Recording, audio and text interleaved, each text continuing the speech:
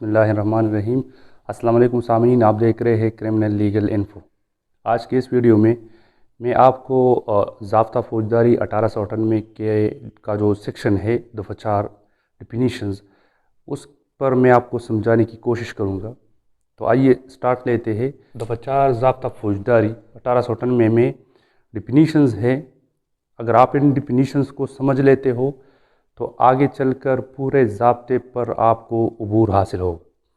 سب سے پہلے جو تعریف اس میں ہے تو وہ ہے ایڈوکیٹ جرنل کی، کہ ایڈوکیٹ جرنل کون ہوگا۔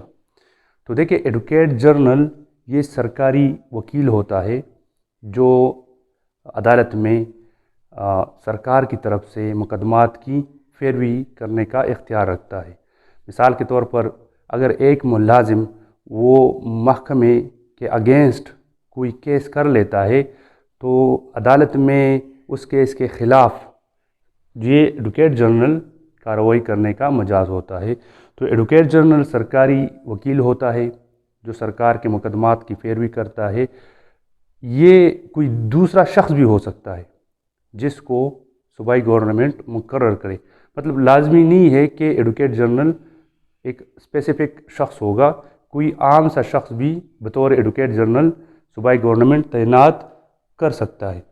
تو یہ ایڈوکیٹ جرنل کی ڈیفینیشن تھی کہ جو کہ ایک سرکاری وکیل ہوتا ہے جس کا کام ہوتا ہے سرکاری مقدمات میں پیروی کرنا، ٹھیک ہے، حکومت کی جانب سے۔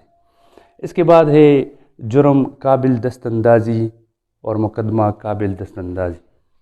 تو دیکھیں، قابل دست اندازی پہلے یہ سمجھ لیں، دست کہتے ہیں ہاتھ کو، انداز کہتے ہیں ڈالنے کو۔ تو کون سا جرم قابل دست اندازی ہوگا، مطلب کون سے جرم میں ہم کارروائی کرنے کے مجاز ہوں گے، ٹھیک ہے، اور کون سے مقدمے میں ہم کارروائی کرنے کے مجاز ہوں گے۔ تو یہ جو ضمیمہ بنا ہوا ہے، مطلب ہر وہ جرم جس میں ہم کارروائی کرنے کے مجاز ہے بغیر مجسٹریٹ کے حکم کے، وہ جرم قابل دست اندازی کہلاتا ہے، وہ مقدمہ قابل دست اندازی کہلاتا ہے۔ اب یہ ہمیں کس طرح پتہ چلے گا کہ یہ جرم قابل دست اندازی ہے یا ناقابل دست اندازی ہے، یہ جرم قابل راضی نامہ ہے یا ناقابل راضی نامہ ہے، یہ جرم قابل ضمانت ہے یا ناقابل ضمانت ہے؟ تو دیکھیں، تعزیرات پاکستان کے جتنی بھی دفعات ہیں، 511 دفعات، ان 511 دفعات کا ضابطہ اگر آپ دیکھنا چاہتے ہو تو آپ کو ضابطہ فوجداری کی جو بک ہے اس کے آخر میں ملے گی۔ اس کے آخر میں پوری تفصیل ہے کہ مثال کے طور پر 302 سیکشن 302 وہاں پر لکھا ہوا ہے، اس کے سامنے قابل دست اندازی یا ناقابل دست اندازی، قابل ضمانت یا ناقابل ضمانت، قابل راضی نامہ یا ناقابل راضی نامہ، کون سا سیشن اس کا مطلب کون سا مجسٹریٹ اس کی ٹرائل کرنے کا مجاز ہوگا۔ تو تعزیرات پاکستان کے جتنی بھی دفعات ہیں، 511 دفعات، ان تمام کا ضابطہ فوجداری کے آخر میں ہے، جس کو ضمیمہ میں مطلب تفصیلاً درج کیا گیا ہے ایک ٹیبل کی شکل میں۔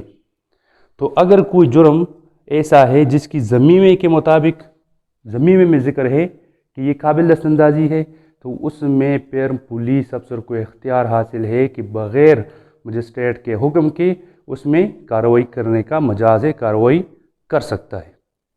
تو سمجھنے کی بات یہ ہے کہ اگر آپ نے جرائم کا ضابطہ دیکھنا ہے کہ یہ قابل دست اندازی ہے یا ناقابل دست اندازی ہے، تو آپ نے ضابطہ فوجداری کے جو آخر میں کتاب میں ضمیمہ ہے اس کو آپ نے پڑھنا ہے۔ اس کے مطابق پھر آپ کو پتہ چلے گا کہ کون سا جرم قابل دست اندازی ہے اور کون سا جرم ناقابل دست اندازی ہے۔ اچھا، اس کے بعد ہے جرم قابل ضمانت اور جرم ناقابل ضمانت۔ وہی ضمیمہ کی بات ہے جو ابھی میں نے بتائی کہ ضمیمہ کے آخر میں ہر سیکشن میں لکھا ہوتا ہے کہ یہ جرم قابل ضمانت ہے یا یہ جرم ناقابل ضمانت ہے۔ تو جو ضمیمے میں درج ہے جرم قابل ضمانت، تو اس میں پھر ایسے ایچ او کے پاس بھی اختیار ہے کہ 406 میں CRPC کے تحت وہ ایسے شخص کو رہا کر سکتا ہے ضمانت پر جس پر ایسے جرم کا الزام ہو جو قابل ضمانت ہو، ٹھیک ہے، اور اس کو مجسٹریٹ بھی رہا کر سکتا ہے، ضمانت پر چھوڑ سکتا ہے۔ لیکن اگر ایسا جرم ہے جس کا آپ ضمیمہ دیکھ لیتے ہو، اس کا ضابطہ دیکھ لیتے ہو اور وہ ناقابل ضمانت ہے، تو ایسی صورت میں پھر اس کو نہ تو ایس ایچ او افسر محتم امتحانہ وہ ضمانت پر چھوڑ سکتا ہے اور نہ ہی اس کو مجسٹریٹ ضمانت پر چھوڑ سکتا ہے۔ ایسی صورت میں اس کا جیل میں جانا فرض ہو جاتا ہے، مطلب اس کی بیل پھر جیل سے ہوگی، جیل سے پہلے اس کو ضمانت پر ریلیز نہیں کیا جا سکتا۔ لیکن اگر کوئی ایسا جرم ہے جو قابل ضمانت ہے تو ایسی صورت میں ایسے شخص کو پھر ایس ایچ او بھی ضمانت پر چھوڑ سکتا ہے اور مجسٹریٹ بھی ضمانت پر چھوڑ سکتا ہے۔ اگر ناقابل ہے تو پھر ایسی صورت میں عدالت سے وہ پھر درخواست دے گا اور درخواست کی بنیاد پر پھر وہ وہاں سے ضمانت پر رہا ہوگا۔ اچھا، اس کے بعد ہے فرد جرم۔ فرد جرم کیا چیز ہے؟ دیکھیے، فرد جرم جب کسی شخص پر کوئی الزام لگ جاتا ہے تو الزام کے بعد جب تحقیق پوری ہو جاتی ہے، ٹھیک ہے، تحقیق مطلب تفتیش پوری ہو جاتی ہے، تو ایسی صورت میں پھر عدالت میں مجسٹریٹ اس پر فرد جرم عائد کرتا ہے۔ یہ ملزم کا حق ہے کہ پہلے اس کو بتایا جائے کہ بھئی آپ پر یہ الزام لگا ہوا ہے، آیا آپ اس کو مانتے ہو یا نہیں مانتے ہو؟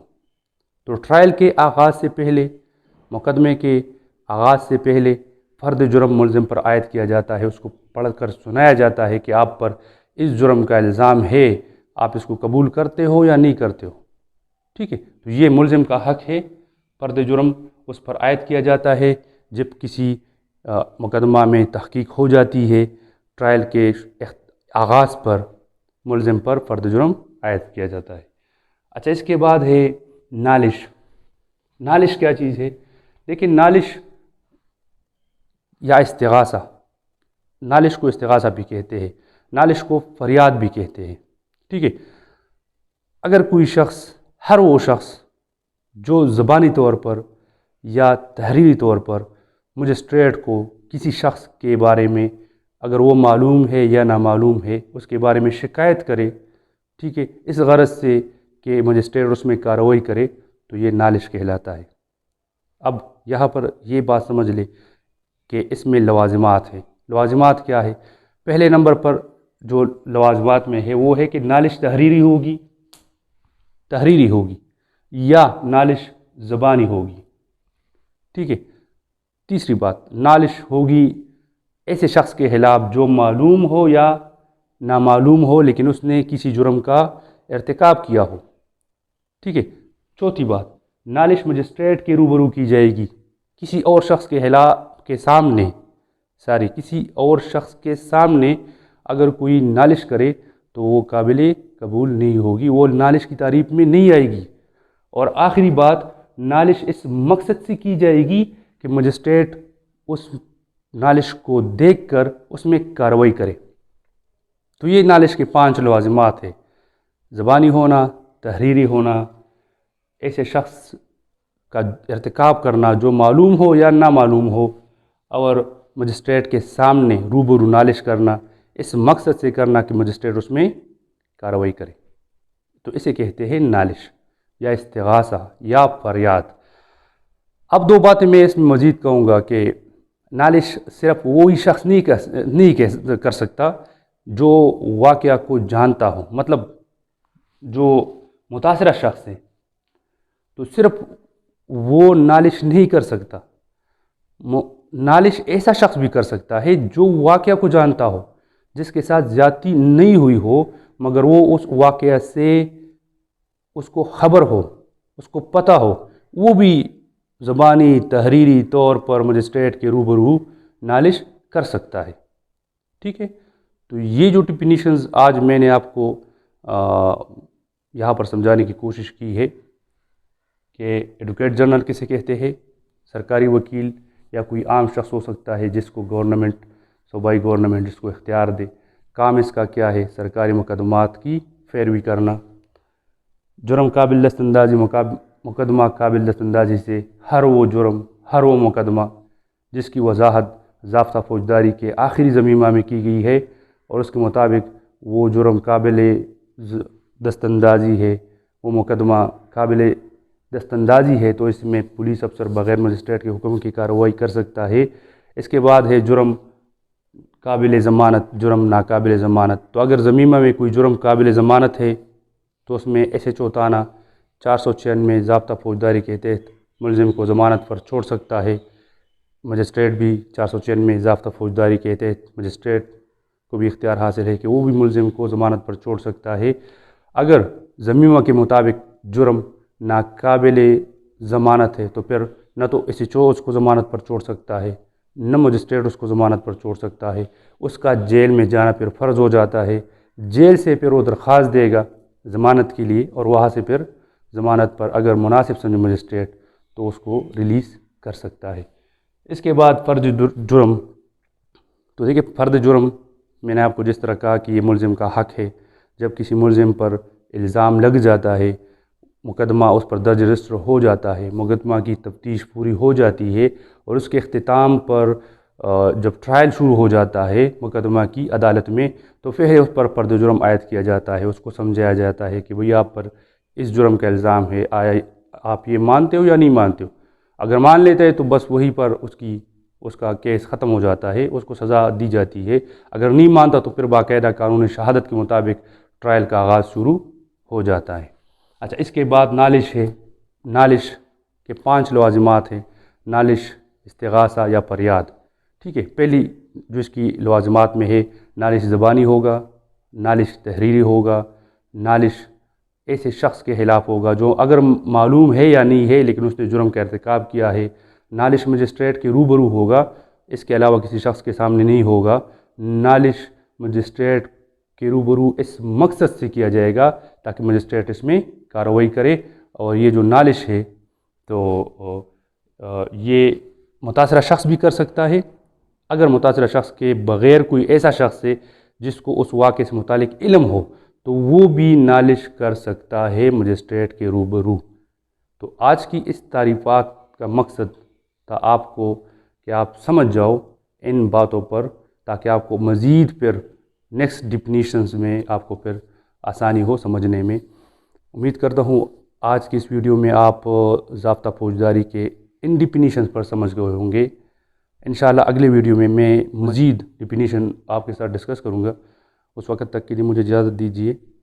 اللہ حافظ۔